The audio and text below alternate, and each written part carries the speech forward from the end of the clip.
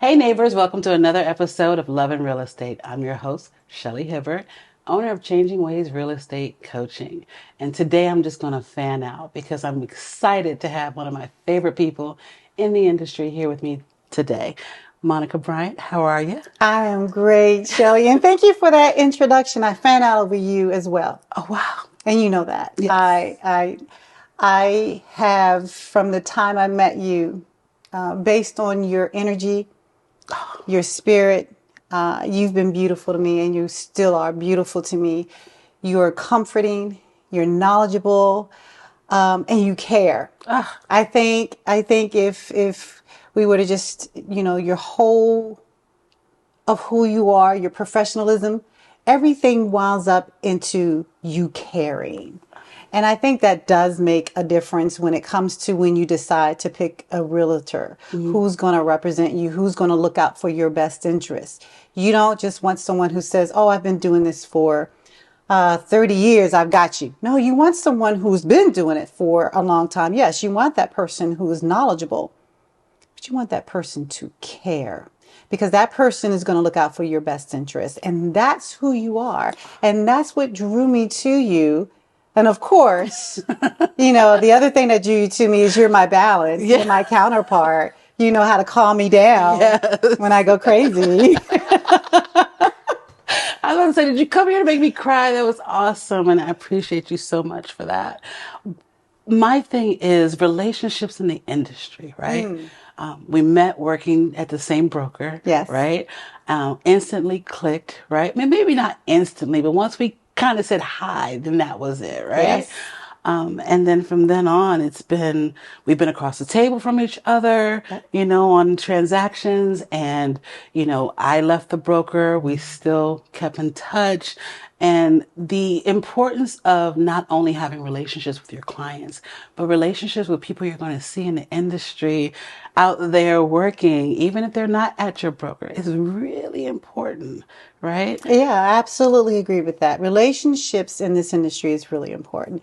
Knowing that you have an experienced agent on the other side of the table really helps. And it's not about, well, we're going to do this deal together. It's about, I know that she's professional and she's going to represent her client. Yeah. She's going to do her due diligence and do her fiduciary responsibility to make sure that she protects her client. And I'm going to do the same, but we're going to present our documents, our paperwork. We're going to work professionally. And at the end of the day, at the end of the transaction, hopefully go out for a drink. Yes.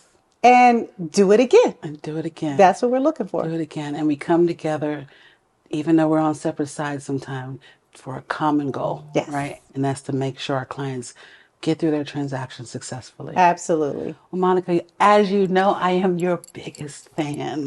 I just am in awe sometimes of you.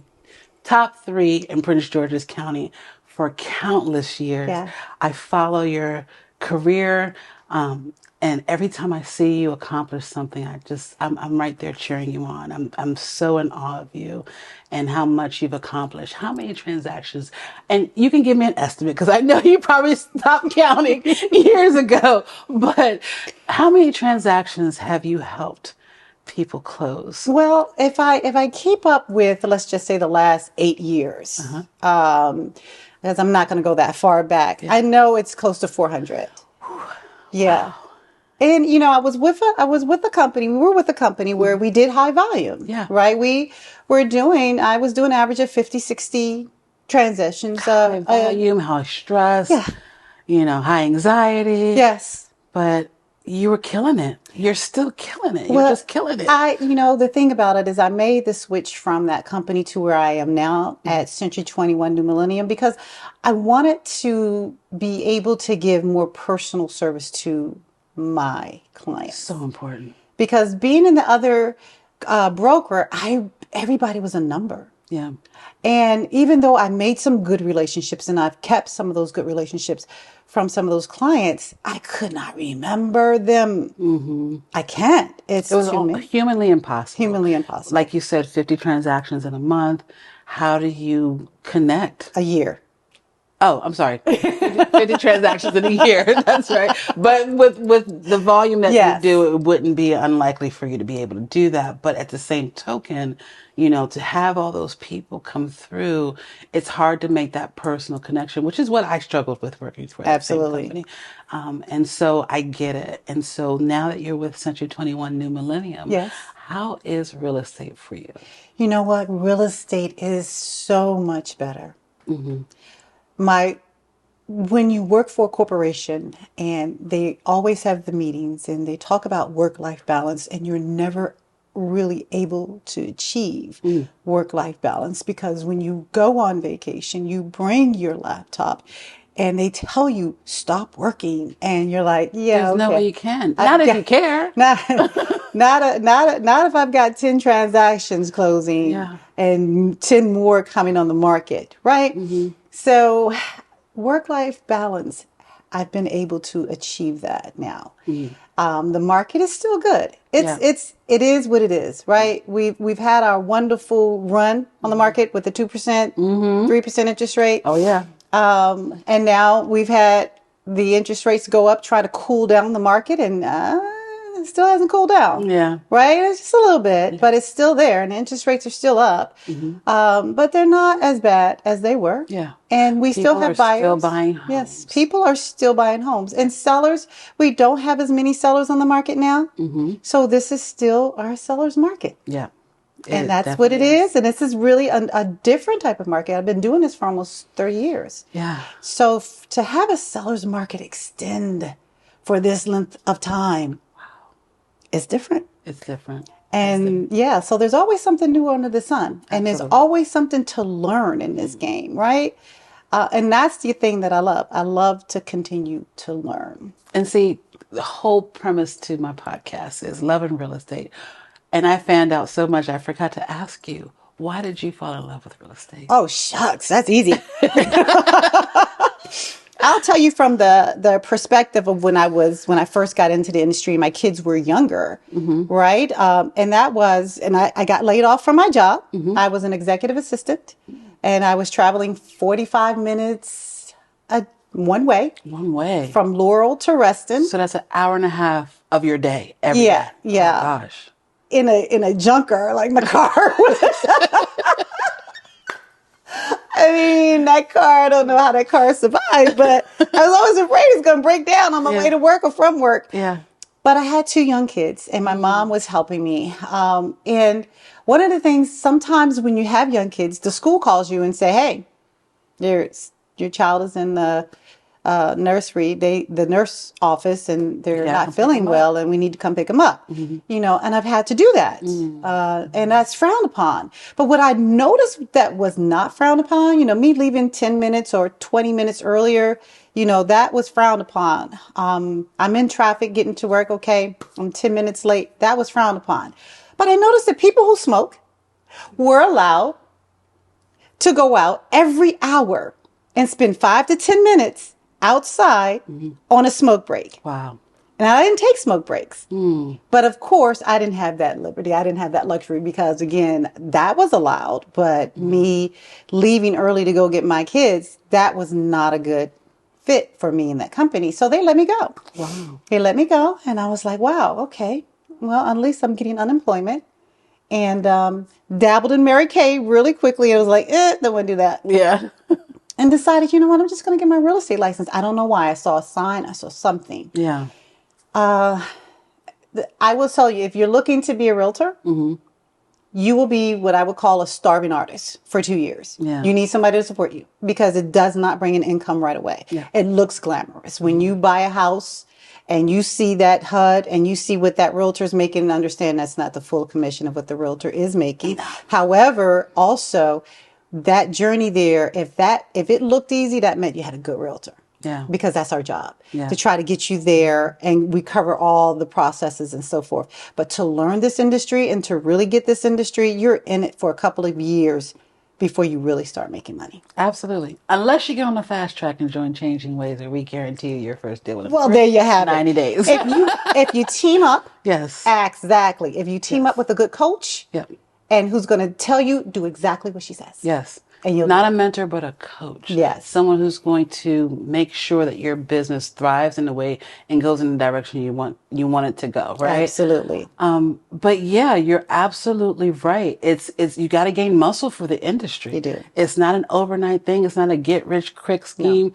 There's no way you can come in and think within, 3 months you can quit your job and then be done, right? You might be able to close a deal if you have some good guidance, right? Yes. Someone who has experience in the industry to guide you, but it's a building process. You've Building. got to ramp it up and you've got to learn, and you learn through each transaction.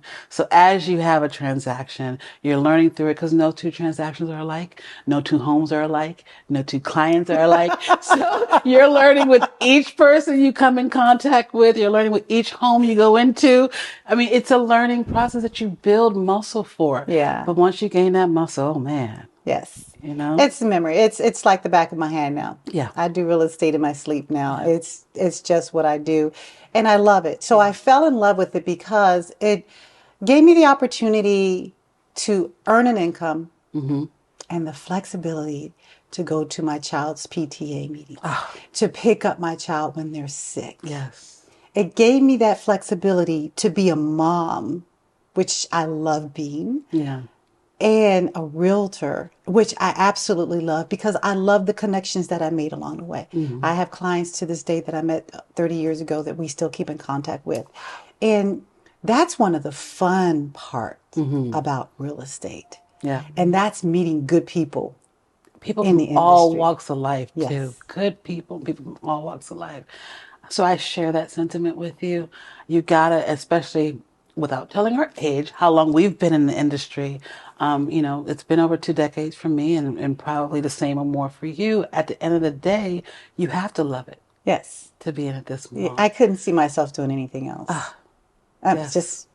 I can't. Yeah, and that reminds me, at one point when I was having a tough time in the industry, someone said, well, maybe real estate is not for you. And I was like, what do you mean? I love it and I know it. What are you talking about? And I tried all these things.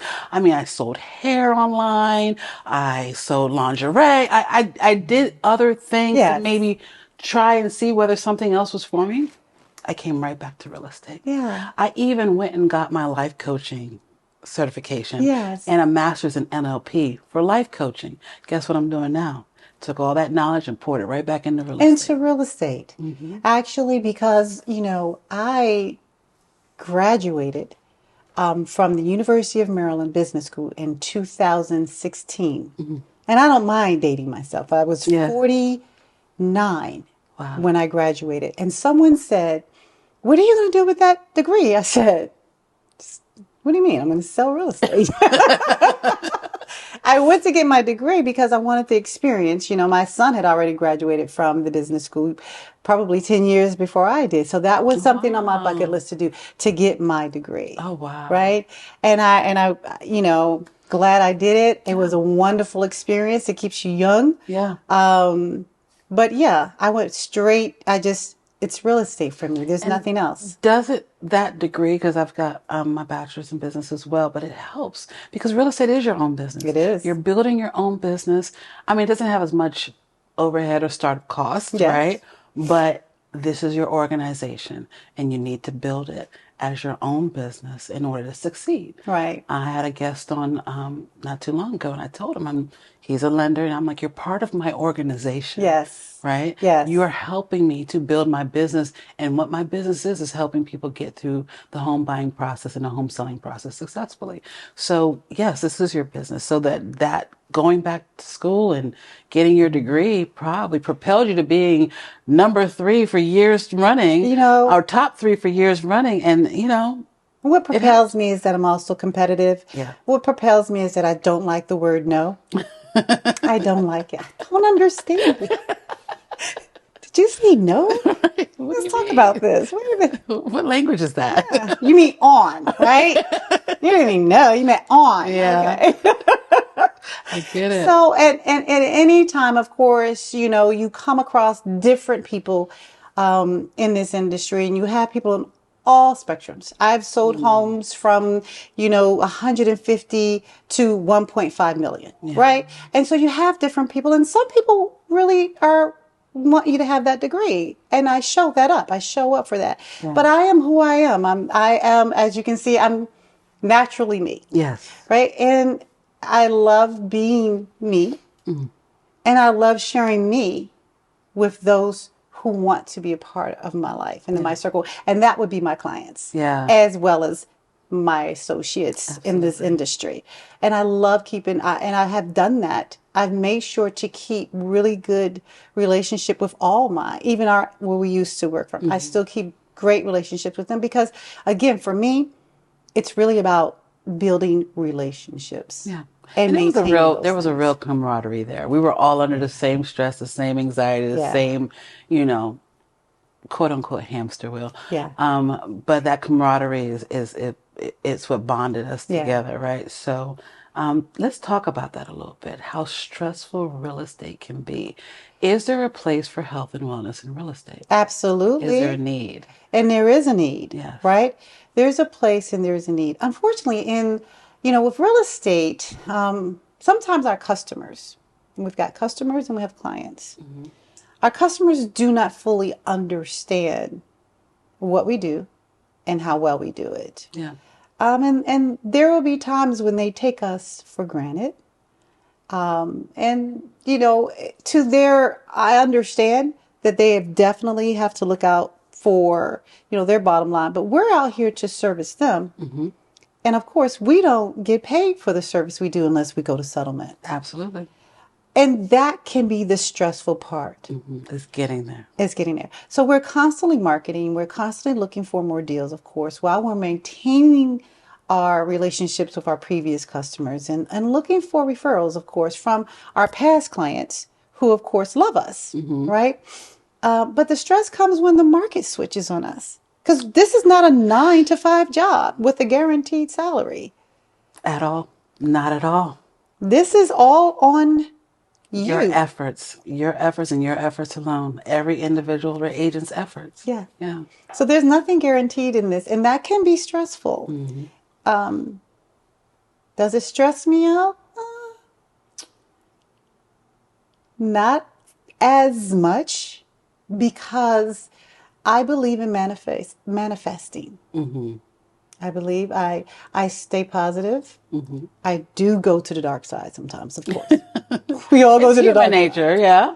But I stay positive and I watch God, I watch the Creator open things up for me.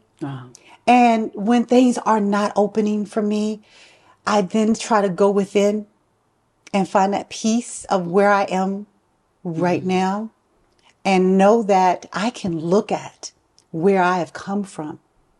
I can look at in 2008, which was devastating. Yeah. When I lost my first house. Had to sell that big old 4,000 square foot home before it went to foreclosure. No. It went to foreclosure. Did it go to foreclosure? Yes, it did. Had to move into a friend's basement apartment. Got a divorce, moved to a friend's basement apartment, lived there for 5 years. I did. And graduated from college while I was living there. In that basement. Yeah. Wow. Moved up into a 2.5 level condo. And now have we're manifested again a 4,000 square foot home that overlooks a lake. Wow. That's in a beautiful community. Yes. And I don't take any of that for granted. I don't boast. That's called gratitude. Yeah. And I am grateful for the journey. I am grateful for where I've landed. And I'm not done. Because during that whole journey, I lost people who I thought were my friends. But then I gained real friends. Yeah. And so it was a hard time. It was stressful, but it was worth it. That's awesome. It's awesome to hear how you found the blessing, even in that basement as you were going through school and just trying to find your way to where you are now. It's all because you found a blessing in every step of the way by manifesting great things to happen. And you knew no matter what, you were going to be top 3 in the PG County at some point. Right? Let me me tell you, I did not know that. Yeah. It just happened because it's just me doing what I do. Yeah. And I think there's a scripture that says a man's gifts will bring him before kings. Mm-hmm. And so when you are working in your gifting, Mm-hmm. it's going to bring you before kings Yeah. or top three or whatever that is in your life. Mm-hmm. And so that's what I see it as. I am competitive. I want to win. Yeah. I don't like no. So that's a little bit That's about all part of the the drive. the Yeah. dynamic in me.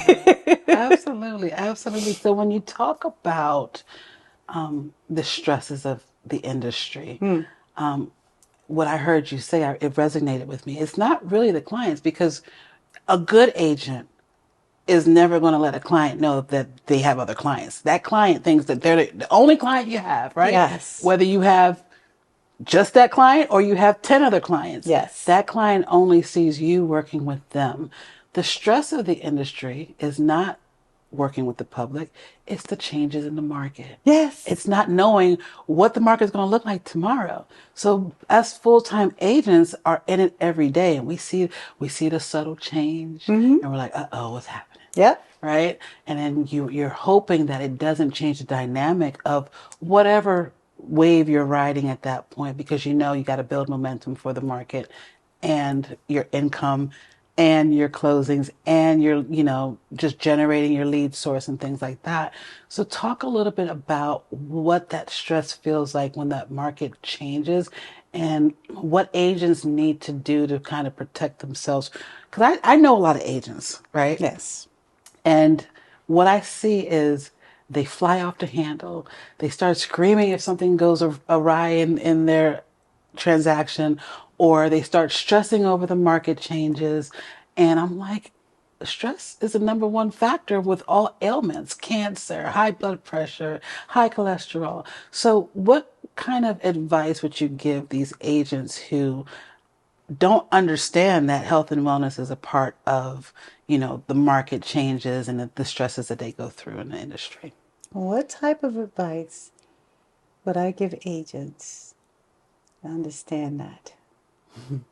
I would say talk to Shelly. Or follow Monica Bryant because I see you in that gym. I see you working that stress out in a way. I say that, and you're right. Of course, exercise, working out for me is a big stress reliever. That is, I find communities, right? I've got my community. I have a Starbucks community, Yeah. and they are a mixed bunch, and I love them. And then I have my gym community, and then I have my agent community, right? But I say call Shelly because, and I'm going to reach across the aisle. Yeah. Shelly used to just, Yeah. it's okay, Monica. It's okay, Monica. Underneath the table, she's Yeah. patting my knees. She's Yeah. letting, Nobody else sees it. calm down. Because you can see I'm high energy. Yeah. Yeah. And I love it. And I if I love it. think, and what my whole thing was, we're sitting in here, and I know this stuff is wrong. I know what's being presented in front of me It's not is right. not right. Yeah. And I am a proponent of this is not right. And it's hard for me to not say No, this is because not you're right. you're straight. Right is right and wrong is wrong. Yeah. And I love that about you. So that when it's wrong, I want to just kind of pull. It's okay that not everything's right. Not everything's right. We're gonna let this one go. And we let it go. Yeah. But again, again, agents who may feel that they have to get personally involved in the deal. They may feel they may need to do this because it will impress their client or so something. That it's not your house, it's not your property. Not your You are the mortgage. facilitator of this whole situation. Your job really is to look out for your client.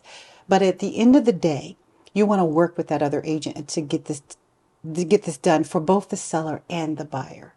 And the best way to do that is calmly figure out how to get through any glitches that you have. There's no need to fly off the handle. There's no need to be stressed about it. And if the deal falls through, yeah, that's not a good feeling as an It's agent. not. It's Yeah. not.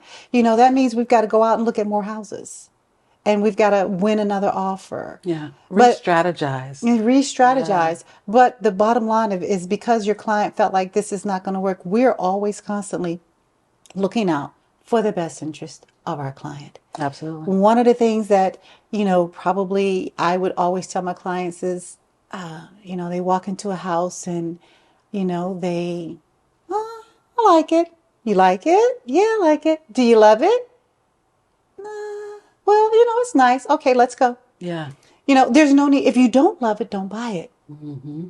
If you don't love it, don't buy it. Now, as an agent, I really want you to buy this house. Yeah. Or a house. Pick a house, I want please. you to buy a house. Yeah. But I also want you as a lifelong client. I also want you as a lifelong customer. When you get in that house 5 years from now, when I call you up and say, hey, how's the family? How's things going?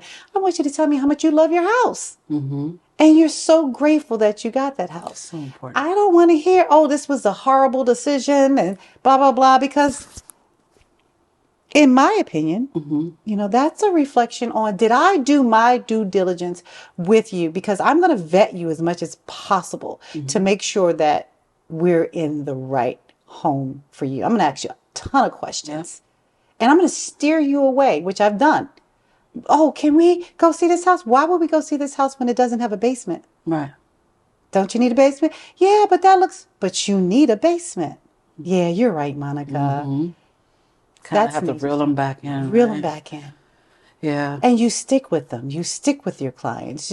You stick with the ups and downs, and you build that relationship. And yeah, you're doing that while you're doing that with 12 other people. Yeah.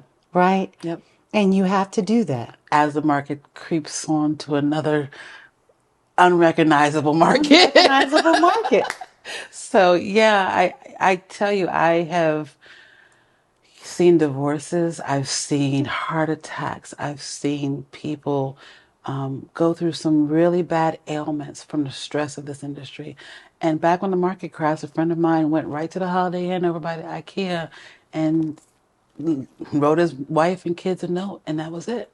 He'd lost everything, right? It's just not worth it. It's just not worth it because at the end of the day, like you said, Monica, we don't have but so much power. We're not the client. We're not the ones buying the house. We're not the ones paying the mortgage. We're not the ones getting pre-approved. All we're doing is holding people's hands through this transaction to make sure that they're informed enough to make an informed decision about their journey. And when it comes to agents getting so personal and riled up and stressed out because, of course, it depends on their income and they want to see it close no matter what. It's like, don't look at that hole. It only rains a couple times a year. I'll buy you a bucket. No, that's not how it should be. No. It should be, it is what it is, right? Yes. That's how you take things all the time. It is what it is. And right is right and wrong is wrong. And so I'm going to tell you the right way to go about the process. Yes. And that's all the power that I have at the end of the day. At the end. Is to show you the right way. And so when it comes to health and wellness and understanding that you only have but so much power, that helps, right? Yes. That helps. You learn the business, you guide people through it, and that's it. And that's it. And every transaction is different. So every transaction, you're going to have to learn how to guide someone through it. Right? Absolutely. Yep. That's what's well put. Nothing else to say about it. So what do you think is happening now with all the changes in the buyer agent compensation? Yeah. Where do you think the real estate industry is headed? I think it's headed exactly where it has always been. Oh, wow. I really do. There's another state, I think it's Washington State. They've already gone through this. They're still offering buyers commissions. The reality is I remember years ago when I was a Remax agent, and I can't remember this agent's name, but he really upset us because he was out here offering 4% listings while we were all getting 6% all day long. Right? And we were really irritated with him.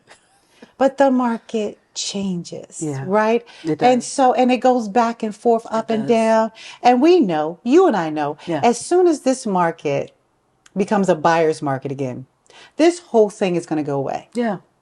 right? Absolutely. We're in a very litigious society right now. They're suing for everything, and this lawsuit with NAR and the buyer's agent. It's honestly, I'm surprised that we're even here, Yeah. right?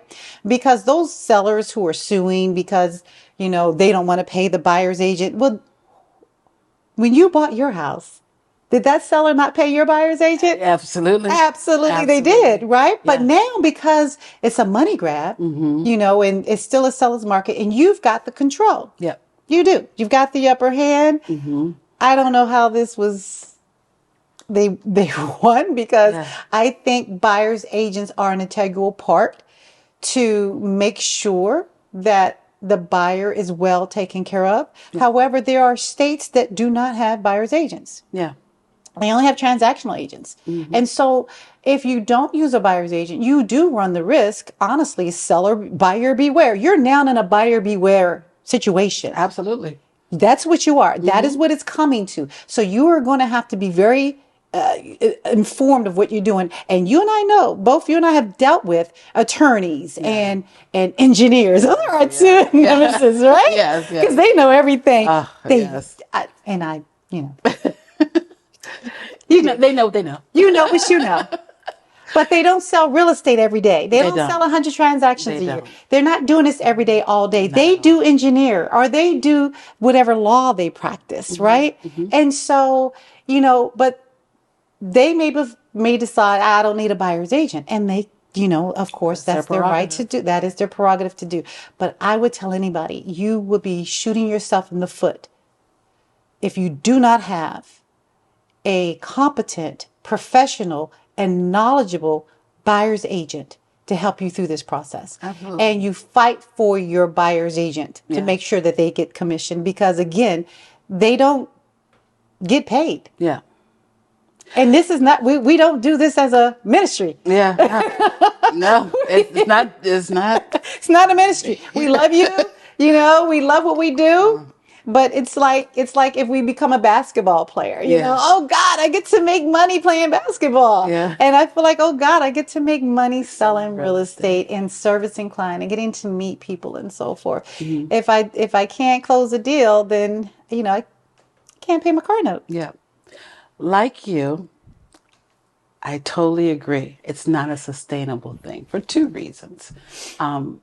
I do think that things happen for a reason, and the reason that this happened was to kind of filter out the people that came in the industry with the wrong idea, right? They're dropping like flies now. It's like, wait a minute, I'm not going to get paid as a buyer. I'm out. Okay. Because you don't understand 'Cause, yeah. that no matter what, people pay for a value. And as long as you show your value, that's my number one reason why it's not sustainable, is because the value will always show. Yes. And that value, there's some compensation for. There's a value for the value, right? Absolutely. When you're representing the buyer. Yes. And then for two, it's not sustainable because there's going to be another lawsuit about buyers being misrepresented, right? So we're thinking about the seller, but we got to think about the buyer too, Yes. right? It's like being in court and the prosecutor is there and he's getting paid by the state, right? Yeah. But there's no defense lawyer there, Yeah. right? So that person's up at the stand by themselves. And who's there to defend them? No one. No one, because that agent that you think, oh, maybe I'll win the deal if I deal with the listing agent directly. Well, that agent represents the seller. And that agent will collect all of your information, get your whatever weaknesses that you may have, present it to the seller because he has every right to do so. And they will, sell you that house at a higher price or whatever it is. Yeah. It's going to work out best for the seller and the agent, not you, the buyer, who believe that that's going to be in your best interest. That's my opinion. Yeah. Regarding that. Yep. So yes, things happen in this industry all the time where, we've seen it all, right? Almost all, and we're forever learning. But with this whole buyer agency commission thing, it's just one of those things, like you said, nothing's changed. No. Nothing's changed. No. I'm still giving Yeah. my client the value I've always given. Absolutely. And for that, there's always a compensation. As So, absolutely. not afraid of how that change has happened or happening or may not even happen altogether. But these agents who really don't have the same care and how they came into the industry, yeah, maybe it is time for them to leave because they're not going to make the money. Well, you've got agents who are doing it part time. Yeah. And they come to find out how difficult it is. It's not a part-time job. It's not a part-time It's not. job. It's a hard job, and it's a full-time job. It's a And career. yeah, there's a lot of research. And with every deal you do, there's research involved in the value of the property, how we're going to negotiate this property, how we're going to, and when I tell you, again, when I talk about having great relationships with agents, and I don't like to lose. And so my whole thing, and I don't like my clients to lose. So I'm negotiating on the behalf of my client to the tilt. And we're going to take it all the way there. What I need is for my clients to trust me when I say, let's go this way. Let's do that. That's sometimes a difficult situation when I don't have a client who listens to me. But when I do have a client who listens to me, we win. Yeah. Because you're the professional. You're the person who knows how to get to that win, right? Absolutely. So yeah, what advice would you give to someone wanting to get into the industry today? I would say get a coach. I'll be honest with you, I wish I had one in the beginning. Yes, absolutely. I wish I had one in the beginning. They're coaches, they're mentors. And I can tell you, Shelley would make a wonderful coach. Thank you. And I say Shelley because I'm talking to the audience, but I mean you, because again, you care, and you have a wealth of knowledge. I'm not a coach. I'm building a team. I'm more so of a mentor, and I have find that when my mentees do exactly what I say, they win. Yeah. Right? When they veer off, they come back and tell me about the costly mistake, and they won't do that again. And I'm like, well, I don't beat them up, and it's cost us money, but I don't beat them up because we make those errors. Yeah.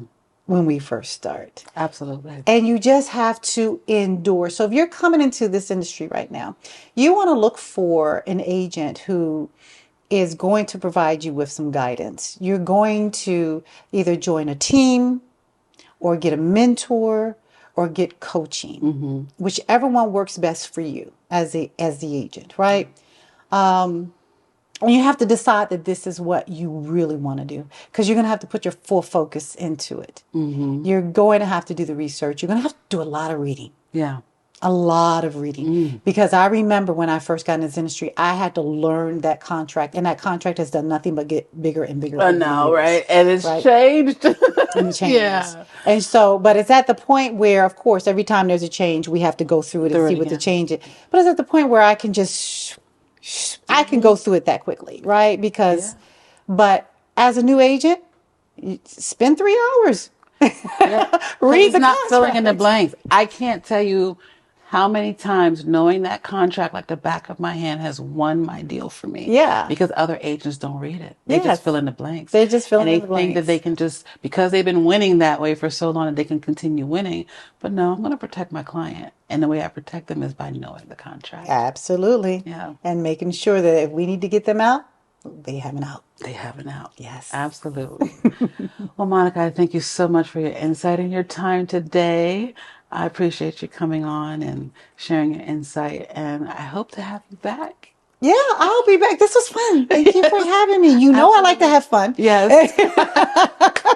We like to have fun. Yes. And so I appreciate you having me on today, Shelley. Absolutely, Thank you. Monica. Hugs. Yes. Thank you. Oh, I love you.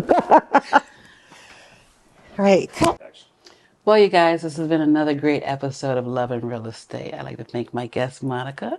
And as always, you can reach me on changingwayslc.com or Instagram, changingways_LC, or on Facebook at Changing Ways. And as always, changing ways. Change your ways, change your life. It's time.